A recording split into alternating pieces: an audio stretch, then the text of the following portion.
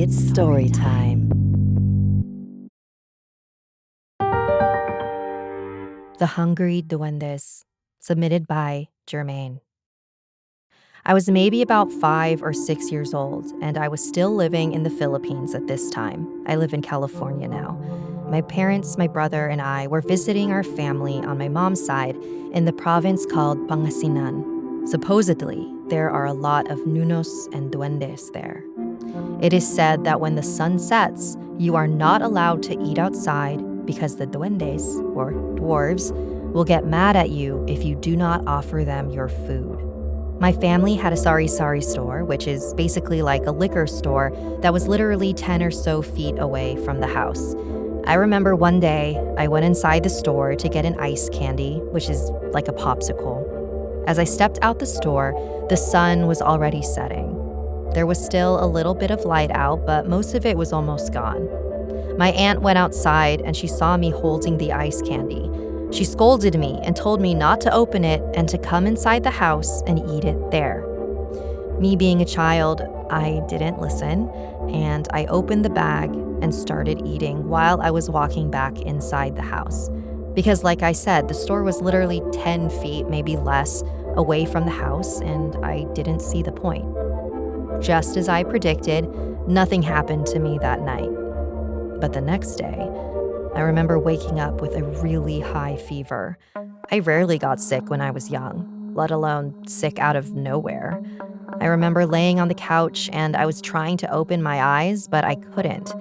It felt as if I was comatose. I honestly don't remember the rest of what happened that day, except this crucial part. My family called an albulario, which is a folk healer. He made me drink 2 raw eggs. He had a bowl filled with water. He lit a long white candle and let the wax drip onto the water while chanting with his eyes closed. Then, all of a sudden, he stopped. There, inside the bowl of water, formed 3 shapes of men. The albulario told me that 3 duendes had cursed me because they were angry with me.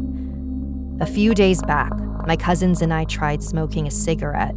Because we saw our grandma doing it and thought it was cool and wanted to try it out, we quickly learned it was nasty AF. And we just threw the cigarette on the ground instead of throwing it in the trash. I made everything worse when I decided to eat the ice candy outside and did not offer them anything. I don't really remember what happened after that. I eventually got better and everything went back to normal. There's definitely parts of that incident that I'm missing. Or maybe I blocked it? I'm not too sure. Sometimes I wonder if it ever really happened because no one ever talked about it again. Fast forward about 10 years.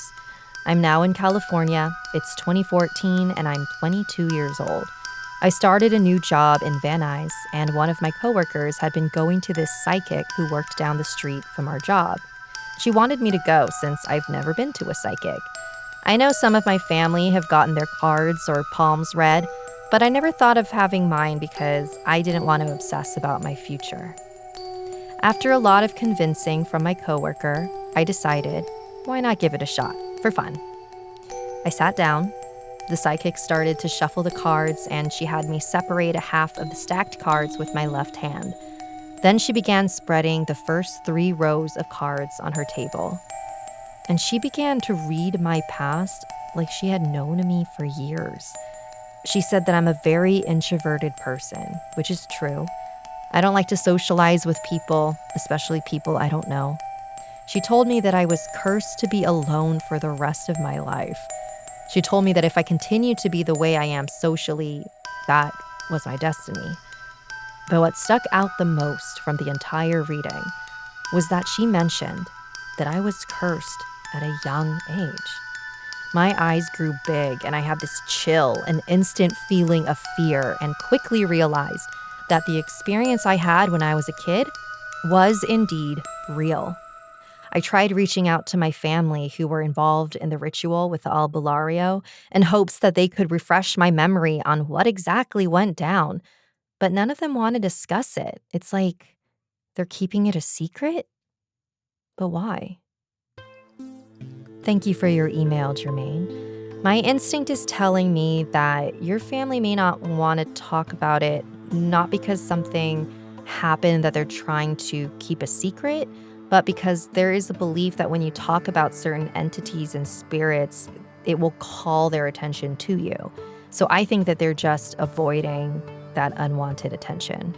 And since you eventually got better, I assume the albulario had you do something to appease the duendes, and you shouldn't have an attachment to them still, but you could still have lingering paranormal trauma. I wonder if that's somehow affecting you in the present. Maybe not knowing exactly what happened when you were younger has caused trust issues and subconsciously led you to not being open with new people. I don't know, I'm just guessing here, but it is something worth exploring. Thanks for joining me today. And did you know that I offer bone and tarot readings? You can schedule a session at StoriesWithSapphire.com. Salamat and good night.